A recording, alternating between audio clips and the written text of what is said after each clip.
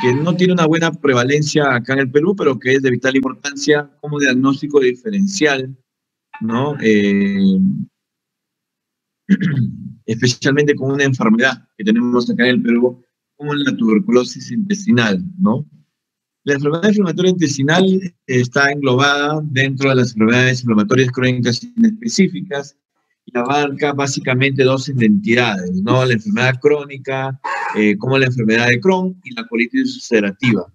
Estas enfermedades tienen tanto manifestaciones intestinales como manifestaciones extraintestinales, ¿no? Afectando básicamente tubo digestivo, piel, ojos, columna, músculo esquelético, hígado, páncreas, ojo y raramente pues pulmones y corazón, ¿no?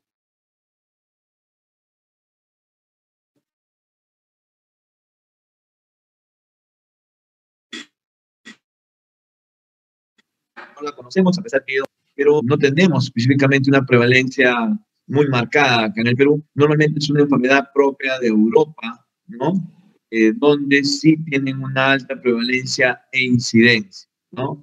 Normalmente se dice de que es más frecuente en hombres de Crohn y más frecuente la colitis ulcerativa en mujeres. ¿Cómo es la patogenia de esta enfermedad? Aún esta es una enfermedad desconocida, pero se está relacionando con algunos factores, ¿no? La susceptibilidad genética, hay algunos factores como la desregularización inmune, ¿no?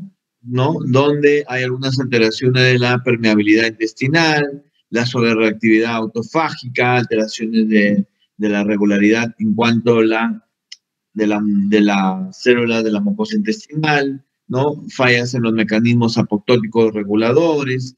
Hay algunos factores ambientales, ¿no? Como la dieta, el estrés, el consumo de tabaco, el consumo de alcohol, la presencia o el consumo de algunos antibióticos. Algunos artículos lo han relacionado con el consumo de levofloxacino y algunas infecciones. Hay un grupo de pacientes que han relacionado al consumo de, por ejemplo, al presentar una infección gastrointestinal, después de una infección han presentado lo que se llama una enfermedad inflamatoria intestinal.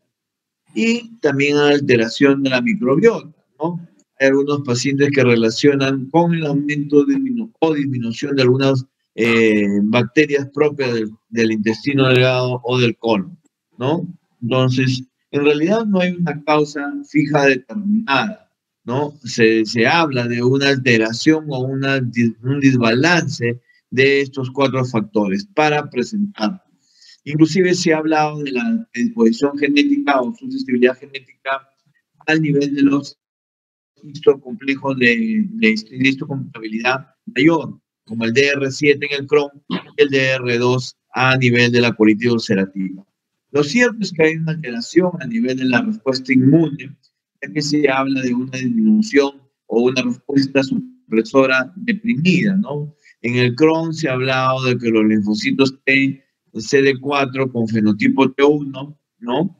En la colitis ulcerativa con el fenotipo T2 se ven alterados o se ven deprimidos en su respuesta, tanto inmune e innata, ¿no?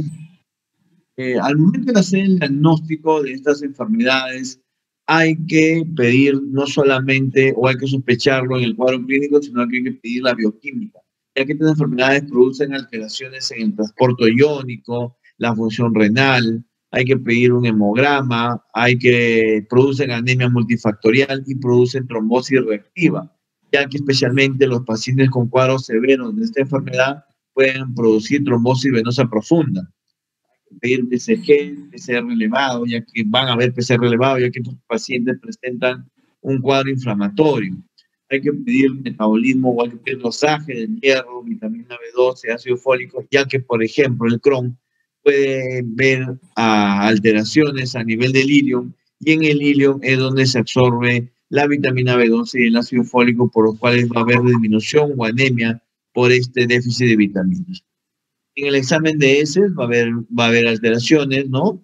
O hay que pedir también como exámenes para descartar o como diagnóstico diferenciales. Hay que descartar examen parásitos, hay que descartar diarrea por Clostridium difficile, ¿no? Entonces hay que pedir, porque el Clostridium difficile puede dar una diarrea similar a la colitis ulcerativa.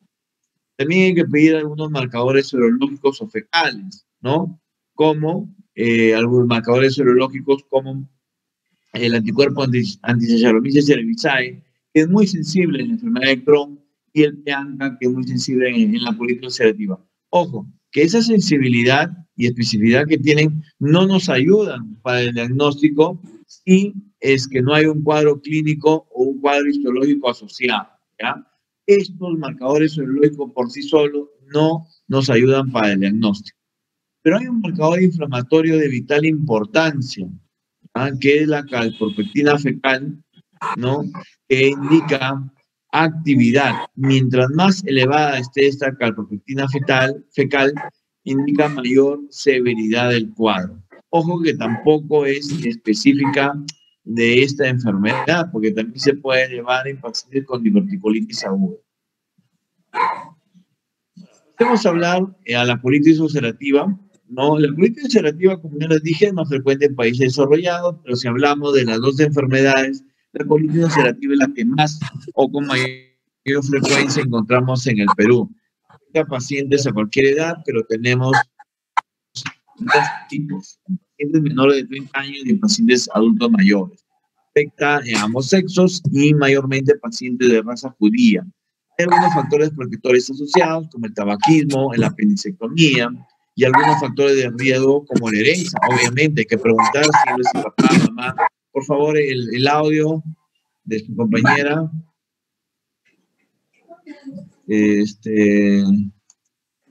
Y algunos factores hereditarios, ¿no? Hay factores ambientales, ¿no? El tipo de la dieta, factores infecciosos, ¿no?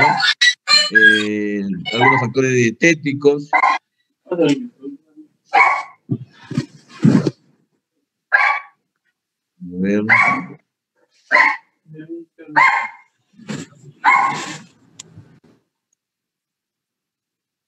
Ya está.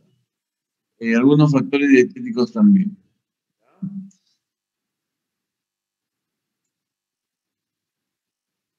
La colitis ulcerativa tiene que evaluar su localización. ¿Ya? La localización es importante, como ya vamos a ver más adelante. Se localiza en, o sea, la ubicación de la lesión puede ser proctitis destinada solamente al recto, proctus sigmoiditis y rectus sigmoides, colitis izquierda, todo lo que es hasta el ángulo esplénico. Basta que pase un poco más del ángulo esplénico para que sea llamado pancolitis, o sea, que la lesión llegue desde el recto hasta el transverso, desde el recto hasta el ángulo hepático o desde el recto hasta el ciego. Pancolitis, toda lesión que pase el ángulo esplénico, ¿ya? Las manifestaciones clínicas más comunes es la rectorragia, la expulsión de moco, la urgencia al momento de defecar, ¿no? La manifestación del dolor abdominal, que es un dolor abdominal leve en hipogastrio, puede haber flemón o absceso a nivel anal, ¿no? Puede haber afectación de recto, pero normalmente no hay afectaciones perianales.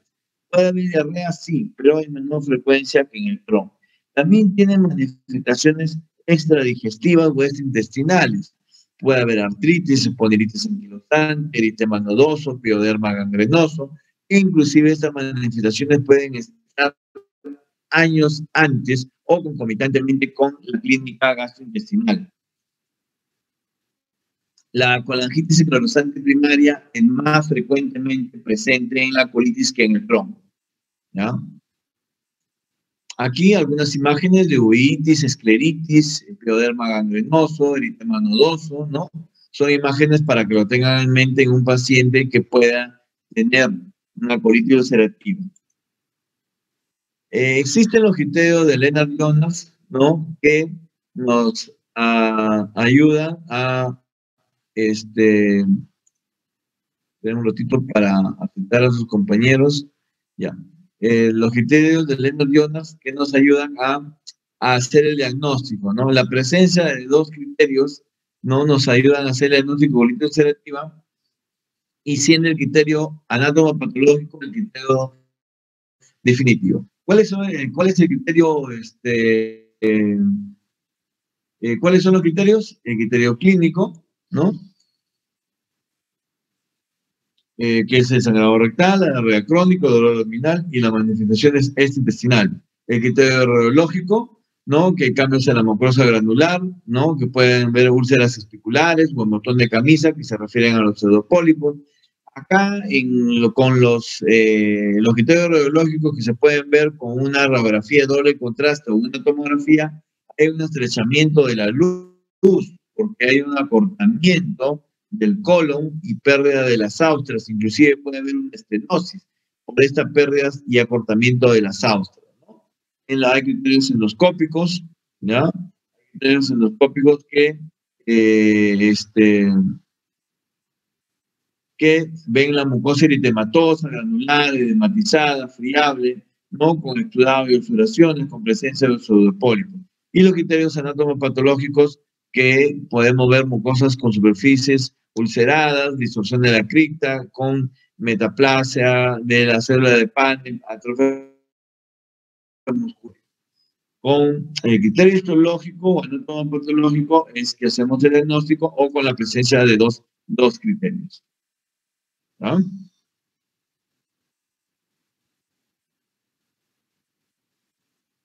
Aquí podemos ver la imagen, ¿no? La imagen de una colonoscopía normal, al costado de la imagen de una mucosa deslustrada, con pérdida de vascularidad, con úlceras regularmente, con exudado, con eritema, friable, ¿no? Y con la presencia de pseudopólipos.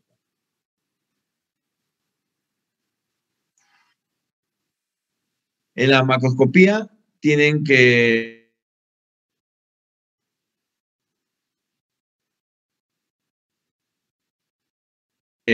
solamente va a afectar a la mucosa y su mucosa, respetando la capa muscular.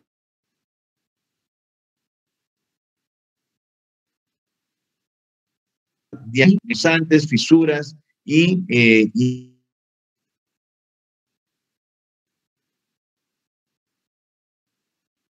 haga estenosis, y siempre va a estar afectado en el recto. Y es una lesión continua. Una vez que aparece la lesión, hasta que termina, y de ahí no encuentras otro tipo de lesión.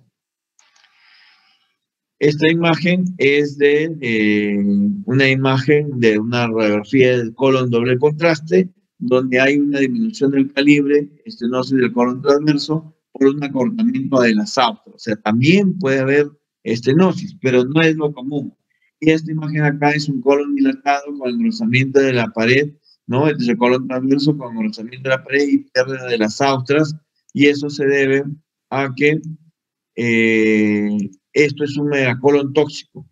Al haber un acortamiento de las austras, un engrosamiento de la pared del colon, hay una translocación bacteriana y el paciente puede hacer una infección generalizada, y hay que manejarlo con antibióticos, y a veces, si no mejora, hay que operar al paciente. Cuando uno ya diagnosticó el paciente, hay que establecer la severidad del cuadro. Para eso hay algunos criterios, que son los criterios de Toulouse-Wicks, que estos son los criterios modificados. Los criterios iniciales no incluían la proteína C reactiva, y son los siguientes, ¿no? El número de posiciones, el pulso, la temperatura, la hemoglobina, la velocidad de sedimentación, la proteína C reactiva. Estos son los criterios para englobar o encasillar a la colitis ulcerativa en un brote leve, moderado o severo, ¿no? Mientras mayor número de posiciones tenga, mientras mayor pulso tenga, temperatura tenga, mayor grado de severidad. Mientras menor hemoglobina tenga, mayor grado de severidad. Mientras mayor BCG o PCR tenga, mayor grado de severidad. Esto, como les dije, mientras mayor grado de severidad tenga, mayor nos va a ayudar a determinar el tratamiento que vamos a necesitar para este paciente. También se vio o se determinó que estos criterios de Toulouse-Wicks fueron avanzando, y por los cuales les fueron dando algunos índices de valor numérico. ¿no? Pero utilizaron los criterios iniciales y le fueron agregando algunos parámetros más, la albúmina, los leucocitos y el potasio, valorando como brote inactivo, o sea, enfermedad en remisión, menos de 11, brote leve de 11 a 15, brote moderado 16 a 21, brote grave de 22 a 27. ¿Ya? Montereal, que es una clasificación de la colitis ulcerativa también, ya le agrega la remisión clínica, que no había anteriormente, ¿no? O la enfermedad asintomática. S0, enfermedad asintomática. S1, que recoge los criterios de Toulouse de leve, lo pone como colitis ulcerativa leve. S2, como colitis ulcerativa moderada. Y S3, como colitis ulcerativa severa, que recoge también los criterios de la colitis ulcerativa severa, donde hay mayor de 6 deposiciones al día, frecuencia pulso de mayor de 90, temperatura mayor de 37,5 y un PSG mayor de 30 mm por hora, ¿no? La clínica Mayo, que saca su índice de Mayo y que el aporte más importante es que aparte de la frecuencia de evacuaciones y la presencia de sangrado rectal, le agrega un score endoscópico. O sea, aquí ya para evaluar a este paciente tiene que haberse hecho una endoscopía y aparte le agregan la valoración que le da el médico a la apariencia general del paciente, ¿no? Entonces, y hablamos de una colitis ulcerativa leve cuando tiene de 3 a 5 puntos, moderado de 6 a 9 y severo de 10 a 12. Y, por ejemplo, si la valoración del médico, el paciente está normal, si el paciente tiene un malestar leve, un cuadro agudo leve, moderado y severo, le van dando un puntaje. En el score endoscópico, si encuentra una mucosa normal, 0, o sea, concuerda con esta remisión. Si tiene un eritema leve, ¿no? Con friabilidad leve. Si tiene un eritema marcado, con pérdida de patrón muscular, le da 2. Ulceración o hemorragia espontánea y pus o exudado, le da un puntaje de 3. Hay algunos parámetros que tienen que ustedes conocer con una definición. Se llama remisión cuando hay una resolución completa de síntomas o no hay, o hay una cicatrización endoscópica de la mucosa, ¿no? Después de haber entendido un brote de un paciente. O sea, clínicamente el paciente no tiene síntomas o al momento de hacer la endoscopia el paciente no tiene ninguna lesión. Se llama respuesta cuando hay una mejoría tanto clínica como endoscópica. Y eso se mide cuando hay una disminución de por lo menos el 30% del índice de actividad. ¿Cuál índice de actividad? Ustedes hayan utilizado. Se han utilizado, por ejemplo, un índice de Toulouse, el índice semi-cuantitativo, que han tenido un puntaje, por lo menos tiene que haber disminuido el 30% para hablar de una respuesta. Los síntomas de un paciente con colitis ulcerativa. Ya, hay dos formas. A ver, su audio, por favor. ¿Ya? Les decía, cuando hay una recaída, cuando hay una exacerbación de síntomas de un paciente con una colitis ulcerativa establecida que ya estaba en remisión clínica. O sea, cuando aparecen nuevamente el cuadro clínico en un paciente que estaba sin síntomas y que esta remisión clínica haya sido de manera espontánea o haya sido después de un tratamiento.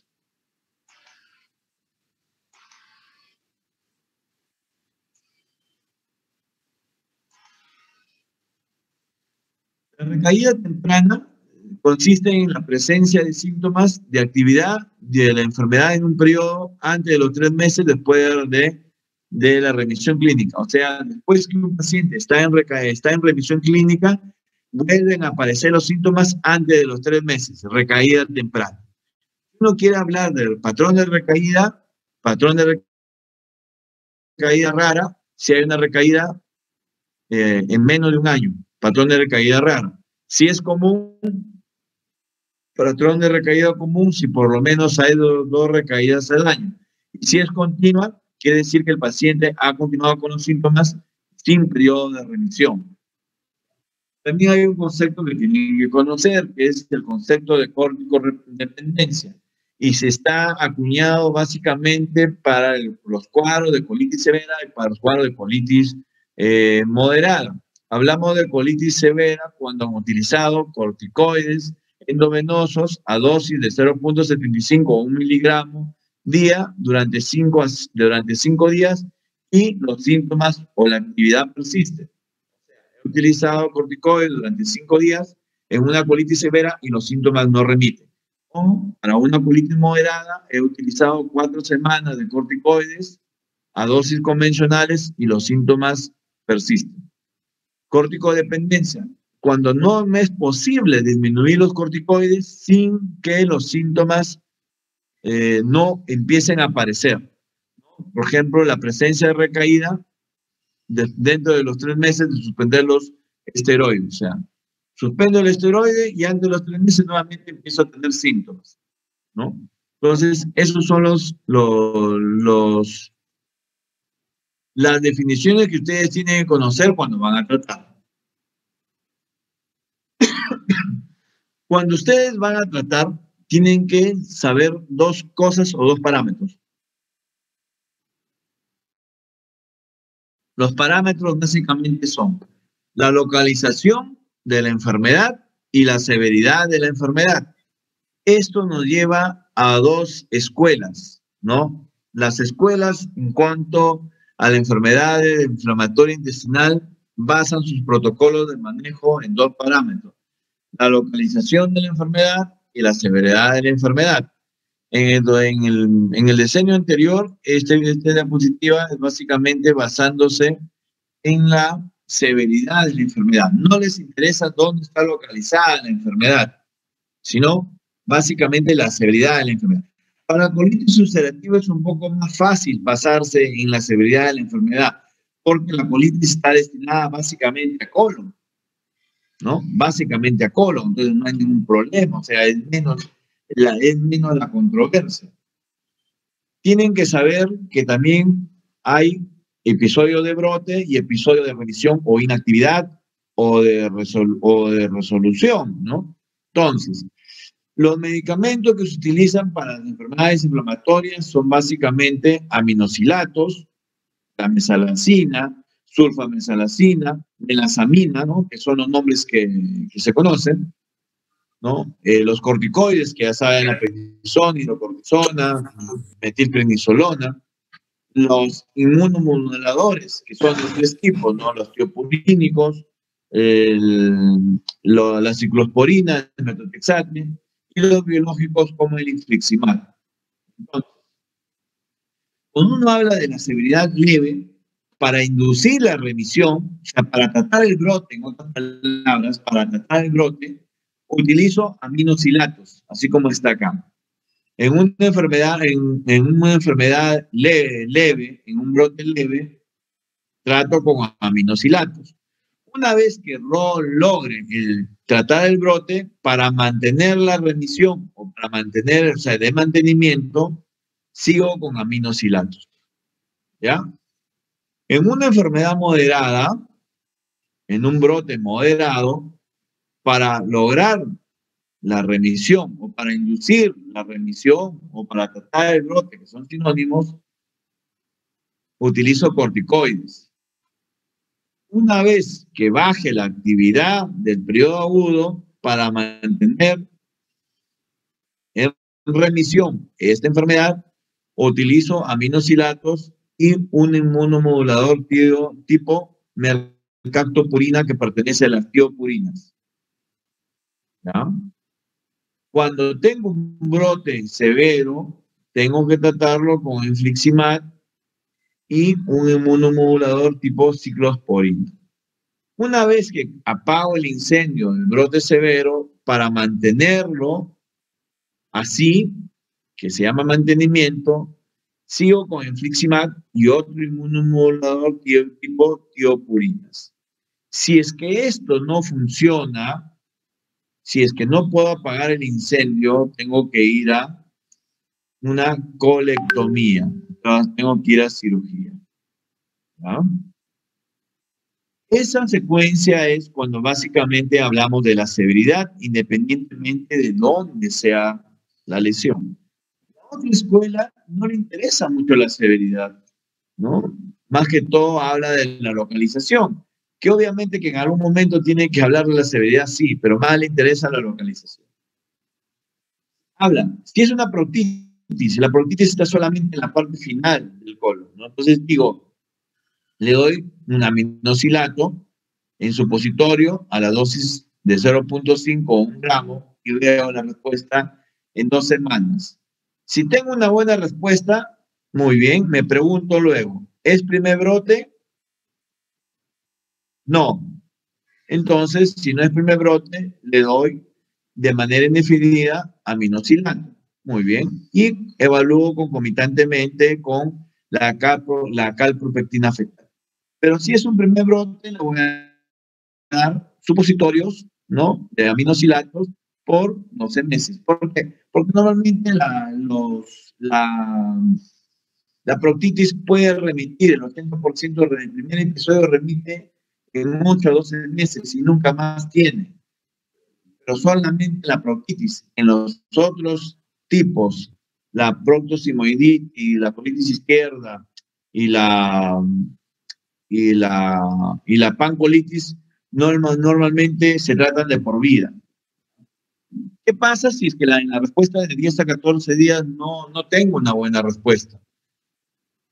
Asocio un aminosilato oral, asocio corticoides y evalúo, ¿no? Si tengo una buena respuesta, ya lo dejo con un aminosilato oral y le agrego unos supositorios por un periodo determinado y sigo evaluando. Si no tengo una buena respuesta, ojo, ya agrego corticoides vía oral y sigo evaluando y establezco mi escala de severidad y puedo agregar un inmunomodulador. Si es que no mejora, ya aquí hago un tratamiento severo que lo vamos a ver en la escala más adelante, ¿no? Un protocolo de tratamiento de crisis severa. Muy bien. Si es una colitis izquierda, ya no le puedo dar vía supositorio de aminosilato, porque la colitis izquierda es hasta el ángulo esplénico, o sea, no va a llegar hasta ahí el supositorio. ¿Qué es lo que hago? Le doy vía oral aminosilato, pero a una dosis de 3 a 4 gramos, y lo puedo asociar, obviamente, si deseo algo a un supositorio tópico, ¿no? Evalúo a las 2 semanas, si hay una buena respuesta, lo mantengo con lo mismo, y si no, agrego corticoides y vuelvo a evaluar a los 7 días, ¿no? Si hay una buena respuesta, mantengo con lo mismo, y si no, ya inicio tratamiento de brote grave, que igualmente lo dejo para el último, ¿no? Que ya les voy a explicar. Si es una pancolitis, pero no es grave, o sea, es una leve o moderada, igual doy aminosilatos. Como ustedes pueden ver, en todos inicio con aminosilatos, porque en este esquema te interesa más que todo la ubicación, ¿no? Y es leve, ¿no? En todos los casos es leve. Entonces, inicio con aminosilatos, evalúo a las 2 semanas. Si hay respuesta, sigo con aminosilatos y sigo con el algoritmo de colitis no grave, hago colonoscopías, biopsias, porque el riesgo de la colitis es el cáncer y hago seguimiento. Si no, tengo que aumentar corticoides. Si no hay respuesta, sigo con el tratamiento grave. Si hay respuesta, sigo con el tratamiento de inmunomoduladores. Ahora, todos los que no había respuesta, se hace un manejo multidisciplinario, ¿no? Nutricionistas, cirujanos, hay que descartar el megacolon tóxico, hay que descartar unas infecciones oportunistas como Clostridium difficile, hay que iniciar estudios, vacunas, descartar VIH, tuberculosis, hay que hacer una radiografía de tórax, como les dije, los cuadros severos tienen mayor asociación con trombosis venosa profunda, hay que dar enoxaparina, hay que agregar antibióticos, ¿no? Se dan antibióticos como el metronidazol, ciprofloxacino, y se inicia corticoides endovenoso, infliximab y ciclosporina. Si esto falla, hay que ir a cirugía, ¿ya? Si esto falla, tenemos que ir a cirugía. Esta es la última opción. Cuando el paciente sale o un paciente que sigue en seguimiento, tenemos que hacer una colonoscopía, porque el riesgo mayor cáncer de colon se da en la colitis y el riesgo empieza a aparecer a partir de los 8 años, por lo cual se debe hacer una colonoscopia después de los 8 o 10 años del diagnóstico, ¿no? Es un riesgo bastante importante en estos pacientes. Muy bien, hablemos de Crohn. Igual es una enfermedad que puede afectar todo el tubo digestivo.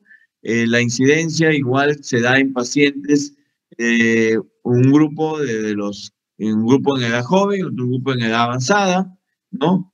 Los factores de riesgo, aquí sí es el tabaco y los anticonceptivos. En el Crohn, en la colitis, perdón, el consumo de tabaco era un factor protector, ¿no?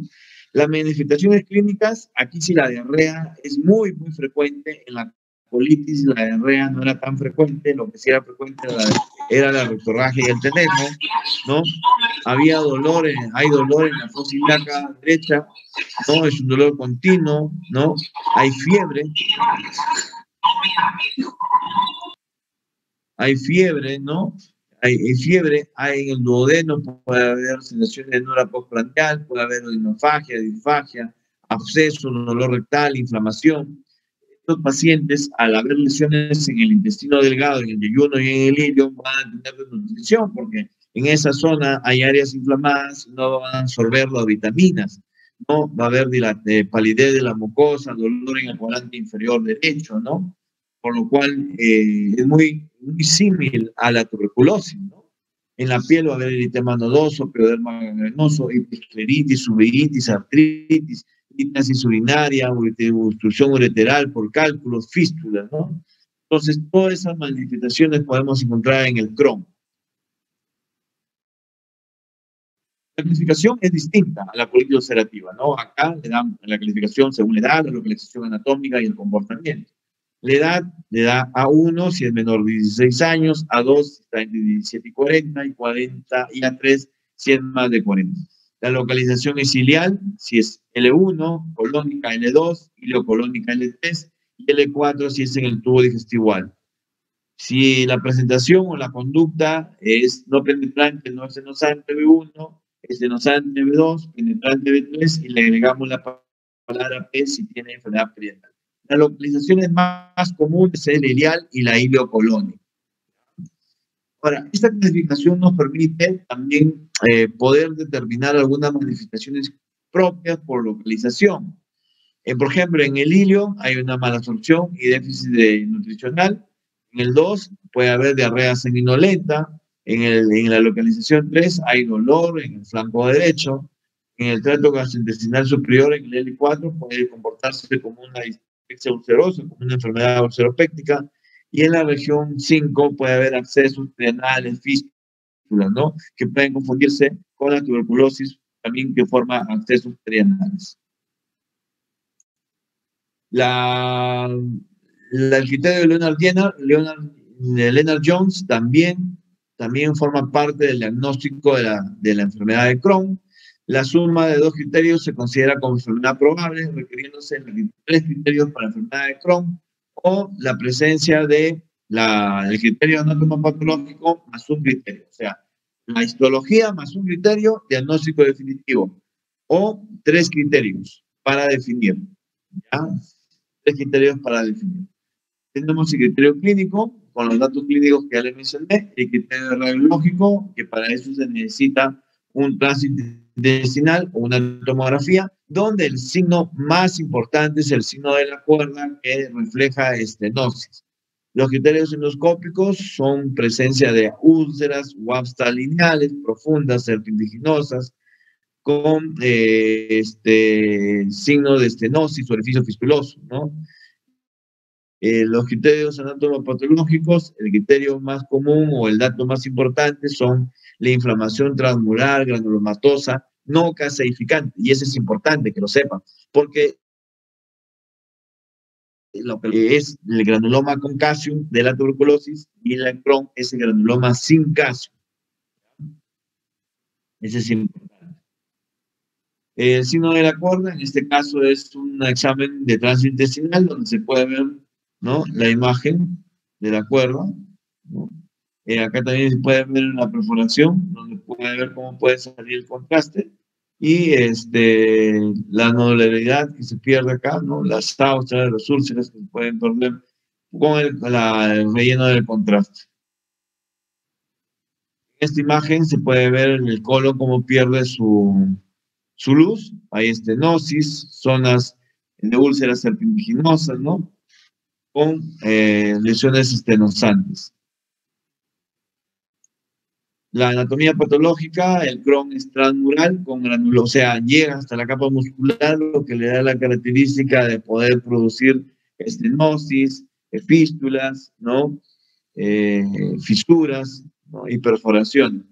Y los granulomas no calcificantes, ¿no? Lo característico del Crohn es que da lesiones en parche, o sea, lesiones normales con lesiones inflamadas, lesiones normales, ¿no? Cosa que no sucede en la colitis. Una de las escalas más importantes para hablar de la clasificación de severidad del Crohn es el índice de actividad, ¿no? Donde incluye los parámetros de deposición, de dolor abdominal, bienestar, las complicaciones articulares, la ingesta de medicamentos como antidiarreicos, como la loperamida, la presencia de masa abdominal, el hematocrito y la pérdida de peso.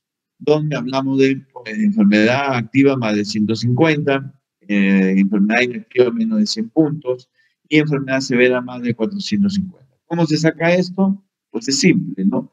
Número de posiciones líquidas o blandas cada día por 7 días, ¿no?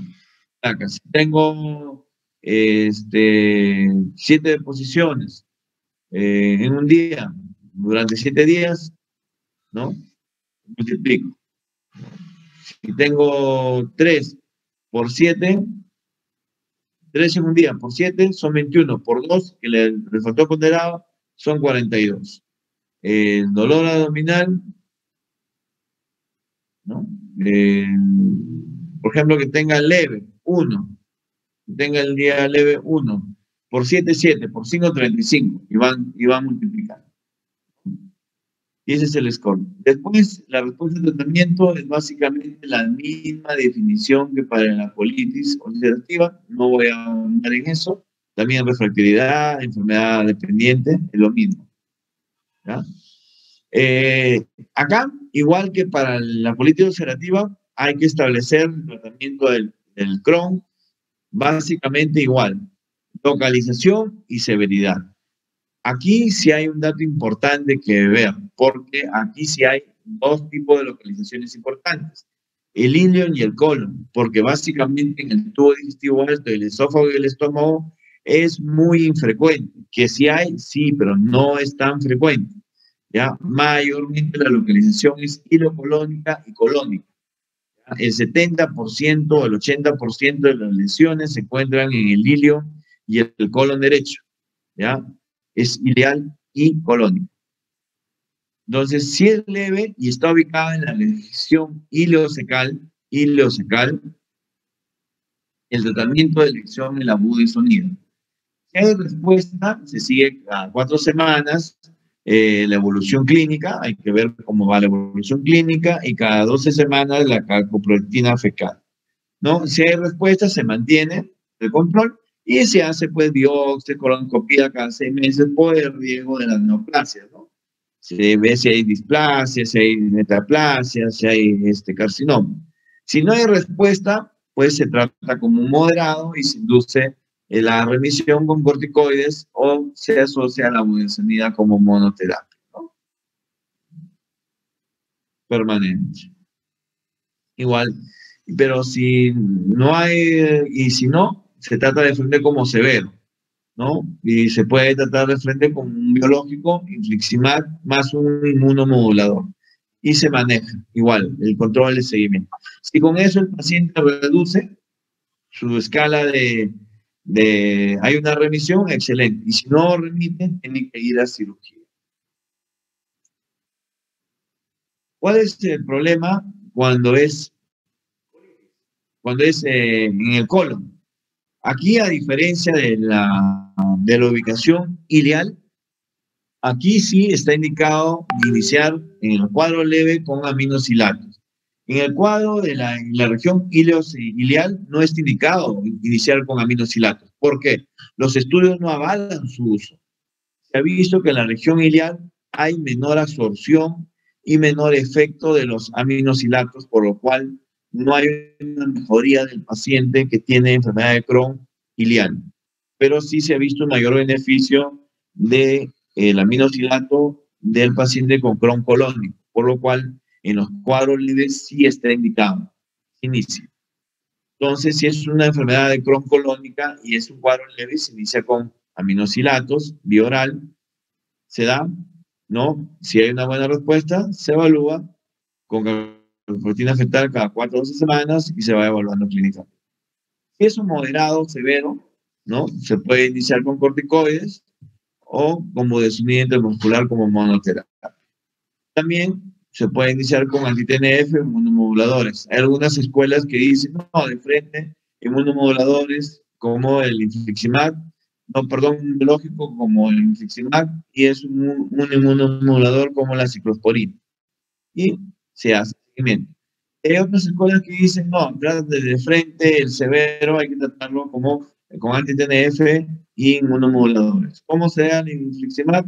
5 miligramos por kilo de peso endovenoso y se da semanal, ¿no? Por 3 dosis y se va revaluando, ¿no? Y igual, o adalimumab, que es uno de los nuevos biológicos. Ahí está en la dosis semanal que se coloca. Si no mejor, y acá en el severo, lo que lo diferencia de tratar al moderado en el severo es que aparte de los anti-TNF y los inmunomoduladores, es igual que en el Crohn. Hay que darle soporte nutricional, hay que darle antibióticos, profilaxis antitrombótica, ¿no? Y estos pacientes normalmente tienen que ser manejados a veces en UCI. Si es que no mejoran, igual tienen que ir a cirugía.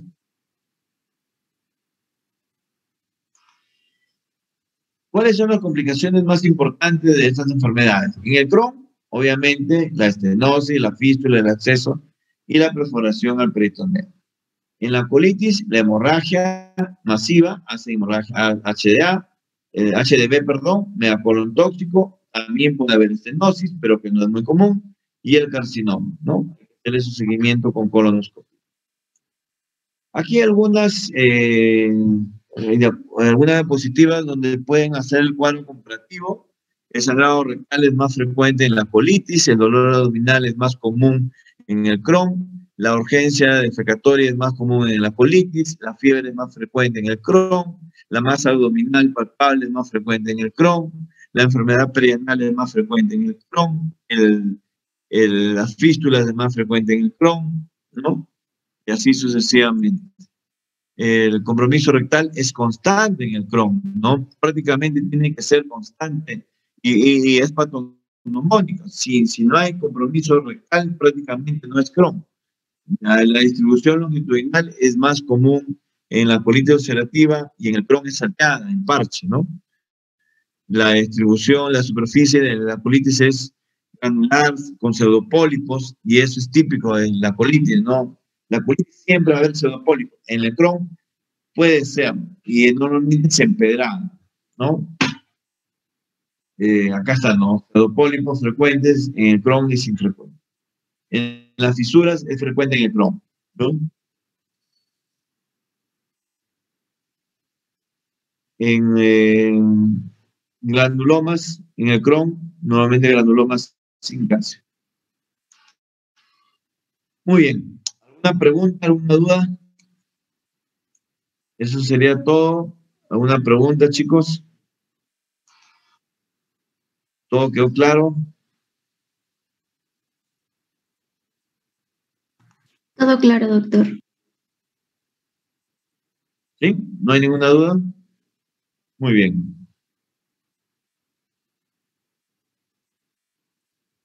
Muy bien. Entonces, si no hay ninguna duda, todo quedó conforme. Pasamos a retirarnos. Muy bien, Gracias, chicos. doctor. Un gusto. Gracias, doctor. Gracias, doctor. Gracias, doctor. Gracias, doctor. Nos vemos. Nos vemos, chicos. Nos vemos.